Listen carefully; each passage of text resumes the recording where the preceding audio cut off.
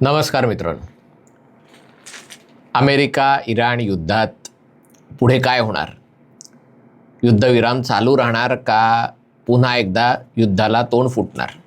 पाकिस्तानमधल्या वाटाघाटींसाठी आत्ता तरी इराणनी आपलं शिष्टमंडळ न पाठवण्याचा निर्णय घेतलेला आहे. पण सकाळ झाली, चिखलू उठला आणि मस्तीचा बांधच फुटला, हे जसं गाणं आहे तसं सकाळी डोनाल्ड ट्रम्प उठले आणि त्यांनी ट्रूथ करायला सुरुवात केली की गोष्टी बदलू शकतात. आत्ता एव्हाना कदाचित त्याची सुरुवात झाली असेल, कारण अमेरिकेत सकाळ झालेली आहे. पण हे सगळं होत असताना संयुक्त अरब अमिरातींनी अमेरिकेला गर्भित धमकी दिलेली आहे. अर्थात अमेरिकेला धमकी देण्या एवढे ते काही मोठे नाही आहेत आणि अधिकृतरित्या ते काही करणार नाही आहेत. पण संयुक्त अरब अमिरातीत तिथले जे विद्वान, विचारवंत, प्राध्यापक वगैरे जे सगळी मंडळी असतात, ते जे काही मत मांडतात त्याला राजाशीर्वाद असतो. म्हणजे कुठेतरी MBZ चा आशीर्वाद असतो असं मत व्यक्त करायला. ते मत जर पटलं तर राजघराणं किंवा सरकार ते मत आपलं आहे असं सांगू शकतं, नसेल तर त्याच्यापासनं ते खाजगी आहे. पण असं खाजगी तिथे काही नसतं. आणि तिथे अब्दुल खलीक अब्दुल्ला या प्राध्यापकांनी, विचारवंतांनी एक ट्विट केलं, ज्याचं संपूर्ण जगात त्याची दखल घेतली गेली. 12 लाख लोकांनी हे ट्विट बघितलं. त्याच्यात त्यांनी म्हटलेलं आहे की हे मी आज रॉयटर्सला सांगितलं, संयुक्त अरब अमिरातीला अमेरिकेच्या संरक्षणाची गरज नाही आहे. आम्ही या युद्धात दाखवून दिलेलं आहे की आम्ही स्वतःचं संरक्षण स्वतः करू शकतो आणि अतिशय चांगल्या प्रकारे करू शकतो.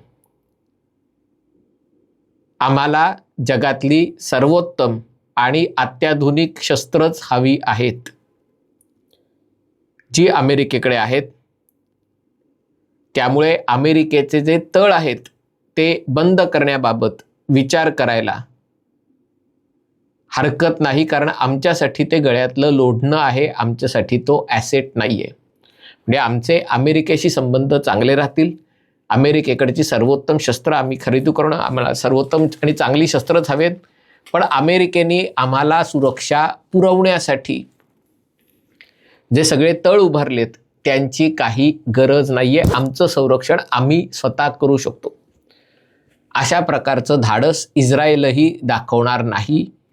पण एका प्रकारे UAEनी अशा प्रकारचं धाडस, म्हणजे अर्थात हे एका खाजगी विचारवंताचं मत आहे, पण काय म्हणतात, पाण्यात खडा टाकायला त्याचा वापर केला गेलेला आहे. त्याच्याकडे मी येणार आहे. आणि दुसरी बातमी आहे ती देखील महत्त्वाची आहे. दुसरं एक विचारवंत आहेत, त्यांचंही मत सांगणार आहे. पण वॉल स्ट्रीट जर्नलनी बातमी दिलेली आहे, आपल्याकडच्या भांड न्यूज चॅनलनी ती वेडी वाकडी करून दाखवलेली आहे की संयुक्त अरब अमिरातीने अमेरिकेला धमकी दिली की आम्ही युआनमध्ये, चीनी चलनामध्ये व्यवहार करू आणि अमेरिकेच्या डॉलरला धक्का, आता जगामध्ये सैलाब आएगा वगैरे असं काहीतरी ते दाखवतील. पण त्याला अर्थ नाही. पण ती बातमी देखील महत्त्वाची. ही बातमी मूलतः वॉल स्ट्रीट जर्नल या वर्तमानपत्राने दिलेली आहे आणि त्यांनी म्हटलेलं आहे की संयुक्त अरब अमिरातीने अमेरिकेला सुचवलेलं आहे की या युद्धात आम्हाला फायनान्शियल लाईफलाईनची गरज आहे. म्हणजे थोडक्यात आमच्यासाठी तिजोरीचा दरवाजा उघडा. आणि त्यात पुढे म्हटलेलं आहे की असं न झाल्यास आम्हाला डॉलरऐवजी चीनच्या चलनामध्ये कदाचित व्यवहार करावे लागतील. अर्थात याच्यामध्ये त्यांनी काही अमेरिकेला धमकी दिलेली नाही आहे. त्यांचं म्हणणं काय ते मी सांगतो. कारण UAE आणि अमेरिका 1980 सालापासून चलनाने एकमेकांशी बांधले गेलेले आहेत. म्हणजे UAEचा दिराम आहे. UAEला 1971 साली स्वातंत्र्य मिळालं आणि त्यांचं जे नाणं आहे म्हणजे किंवा चलन आहे दिरहाम, ते दिरहाम कायम त्यांनी अमेरिकेच्या डॉलरशी जोडलं गेलेलं आहे आणि त्यामुळे डॉलरचा भाव कितीही झाला तरी दिरहामचा भाव 1 अमेरिकन डॉलर म्हणजे 3.6725 म्हणजे 3.67 असं आपण धरू शकतो, 67.25. म्हणजे पूर्वी मला आठवतं आहे 1 दिरहाम आपल्याला साधारणतः 12 रुपयाला वगैरे पडायचा, पण तेव्हा डॉलरचा भाव साधारणतः 40 रुपये वगैरे होता. आता डॉलरचा भाव 92 रुपये झाला आहे, तर तुम्ही विचार करू शकता दिरहामचा भाव साधारणतः 30 रुपये 28 ते 30 रुपये एवढा झालेला आहे. याचं कारण दिरहामची किंमत रुपयाशी जोडलेली नसते, डॉलरशी जोडलेली असते आणि त्याच्यामुळे काय होतं तर ही किंमत कमी जास्त होत नाही. किंमत कमी जास्त न झाल्यामुळे काय होतं, दुबईमध्ये अबुधाबीमध्ये कोणालाही डॉलरमध्ये गुंतवणूक करता येते. गुंतवणूक काढायची तर त्याला हवे तेवढे डॉलर मिळतात. त्यांचा जो सगळा तेल आणि नैसर्गिक वायूचा व्यापार आहे तो त्याच्या किमती अमेरिकन डॉलरमध्ये निश्चित केल्या जातात. म्हणजे भारत आणि दुबई यांच्यामध्ये जवळपास 100 अब्ज डॉलरचा व्यापार आहे UAEमध्ये. पण आपण असं म्हणू शकत नाही की तुम्ही तेलाची किंमत रुपयामध्ये ठरवा, आम्ही रुपयात तेल घेऊ आणि त्याच्याऐवजी तुम्हाला त्या रुपयांचं काय तुम्हाला तांदूळ, गहू, ज्वारी, बाजरी, जे काही खेळणी, मसाले बिसाले जे काही हवे ते आम्ही तुम्हाला देऊ, कपडे, असं नाही आहे. त्या तेलाची किंमत अमेरिकन डॉलरमध्ये धरली जाते आणि त्यामुळे डॉलरच्या तुलनेत रुपया घसरतो तेव्हा आपल्याला तेलही संयुक्त अरब अमिरातीकडून येणारं आणि खरं तर आखातातनं कुठूनही येणारं तेल आपल्याला महाग मिळतं. याच्यामुळे UAEचा काय फायदा होतो तर UAE अतिशय स्थिर असा देश म्हणून ओळखला जातो. चलनाची किंमत नक्की किती आहे, त्यामुळे UAEमधल्या गृहनिर्माण क्षेत्रामध्ये, रिअल इस्टेटमध्ये आणि इतर ठिकाणी गुंतवणूक करणं सोपं होतं. कारण मला पैसे काढताना ते दिरहाममध्ये काढता येतात, डॉलरमध्ये काढता येतात. माझे गुंतवणूक कमी जास्त होणार नाही, कारण डॉलर हे अतिशय भक्कम चलन आहे आणि UAEकडे 270 अब्ज डॉलरची कॅश, डॉलरचे रिझर्व्स आहेत. बघा, भारतासारख्या विशालकाय देशाकडे 650 अब्ज डॉलरचं परकीय गंगाजळी आहे. UAE सारख्या टिकली एवढ्या देशाकडे 270 अब्ज डॉलरची गंगाजळी आहे.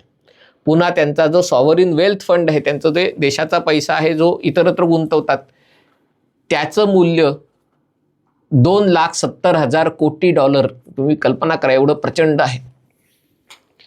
आणि आता त्यांचं म्हणणं आहे की तुम्ही हे युद्ध सुरू केलं, तुम्ही आणि इस्रायलने हे युद्ध सुरू केलं, आम्हाला त्याच्यात विचारलं नाही आणि त्याच्यामुळे जे नुकसान होतं आहे ते आमचं नुकसान होतं आहे. दुसऱ्या एका UAEच्या यांनी त्याचा आकडा सांगितला आहे, 60 कोटी बॅरल तेल. 60 कोटी म्हणजे एक बॅरल $100 धरून चाला, असे 60 कोटी म्हणजे किती झाले, 60 कोटीचे 600 कोटी, 6,000 कोटी डॉलर अडकून पडलेले आहेत की तेल हे विकता आलेलं नाही आहे गेल्या 50 दिवसात. आणि बाकी जेट फ्युएल, फर्टिलायझर वगैरे हे सगळ्या गोष्टी, LNG वगैरे या गोष्टी वेगळ्या. आणि त्याच्यामुळे अर्थव्यवस्थेचं नुकसान होतं आहे. आणि कोणामुळे होतं आहे तर इराणमुळे होतं आहे. अर्थात हा वेगळं ट्विट आहे, त्याच्यात मी मध्ये जोडत नाही आहे. त्यांचं म्हणणं आहे आत्तापर्यंत आम्ही अतिशय चोख प्रत्युत्तर इराणला दिलेलं आहे, आमच्याकडे अजिबात नुकसान झालेलं नाही आहे. जे काही कुठे हल्ले झालेत, माणसं एक जेमतेम 5 माणसं पण मारली गेलेत की नाही कल्पना नाही, माया माहितीप्रमाणे 1-2च आहेत. आणि त्यामुळे काही इमारतींचं वगैरे नुकसान झालं, ते मुख्यतः ड्रोनचे जळते भाग वगैरे कोसळल्यामुळे नुकसान झालेलं आहे. पण हे युद्ध जर असंच सुरू राहिलं तर काय परिणाम होतील, तर ज्यांनी पैसे आखातात गुंतवलेले आहेत ते म्हणतील इथे काही भवितव्य नाही, आपण आपले पैसे काढून घेऊया. पैसे काढून घ्यायला त्यांना डॉलर लागले की ते डॉलर देताना यांची परकीय गंगाजळी कमी होईल, मग अफवा पसरण्याची शक्यता आणि मग सगळेजण पळापळा कोण पळतंय पुढे अशी अवस्था होऊ शकेल. आणि ते झालं तर मग आम्हाला त्यांना देण्या एवढे पुरेसे डॉलर उरणार नाहीत. मग आमच्याकडे कोणते पर्याय असू शकतात की तुमच्याकडे आम्ही जे पैसे गुंतवले ती गुंतवणूक विकणं, याचा अमेरिकन शेअर बाजारावर जोरदार परिणाम होईल. किंवा मग तेलाचे व्यवहार जे आता डॉलरमध्ये करता येत नाही आहेत ते चीनी करन्सी युआनमध्ये करावे लागतील. ही गर्भित धमकी आहे, कारण जर आम्ही तेलाचे व्यवहार डॉलर सोडून युआनमध्ये करायला लागलो किंवा इतर कुठल्याही चलनामध्ये रुपयामध्ये येनमध्ये करायला लागलो तर काय होईल? आज सगळ्या देशांनी तेल विकत घेण्यासाठी डॉलर साठवून ठेवलेले आहेत.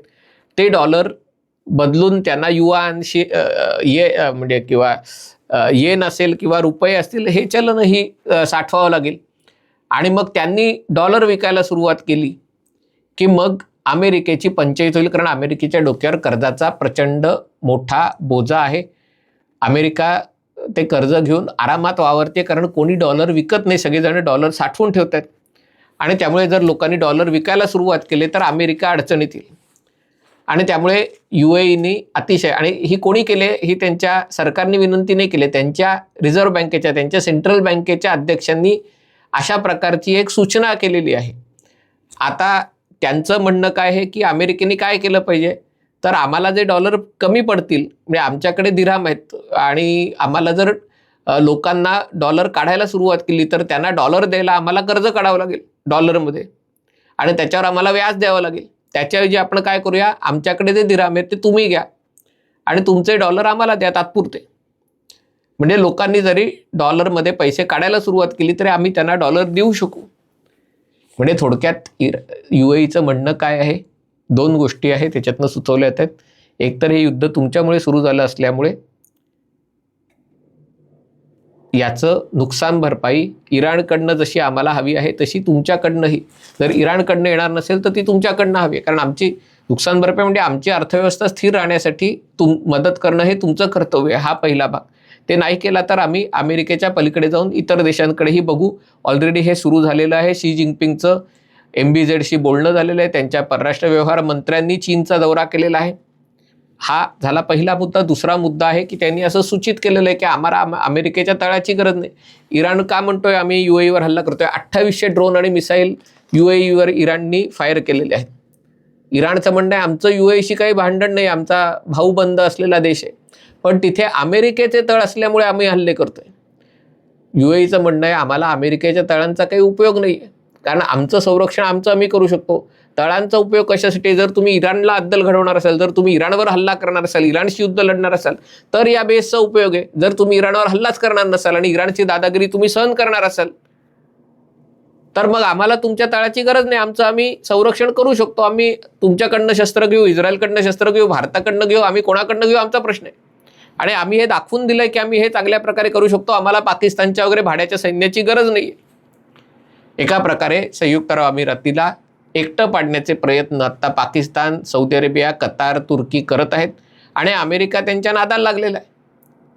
आणि त्यामुळे UAE म्हणतोय की आम्हाला जर एकटं पाडायचा प्रयत्न झाला तर मग आम्हालाही काही गोष्टी कराव्या लागतील.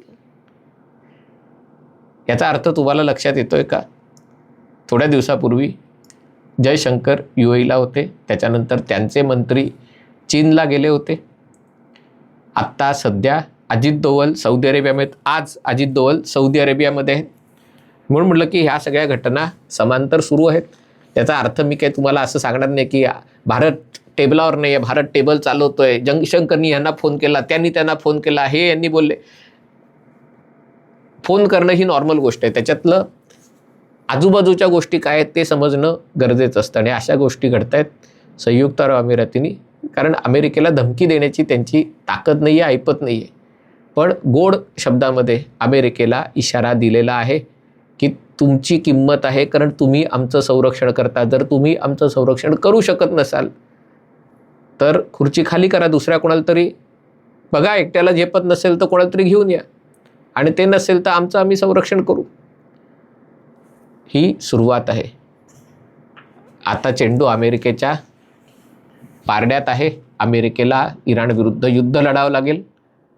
आणि जर युद्ध लढायचं नसेल, जगात कोणाची इच्छा नाही हे युद्ध व्हावं, पण जर अमेरिकेला हे युद्ध लढायचं नसेल तर मग संयुक्त अरब अमिरातीला नुकसान भरपाई द्यावी लागणार आहे. हा व्हिडिओ आपल्याला आवडला असेल तर कृपया लाईक करा, शेअर करा आणि चॅनल सबस्क्राईब करायची विनंती आहे.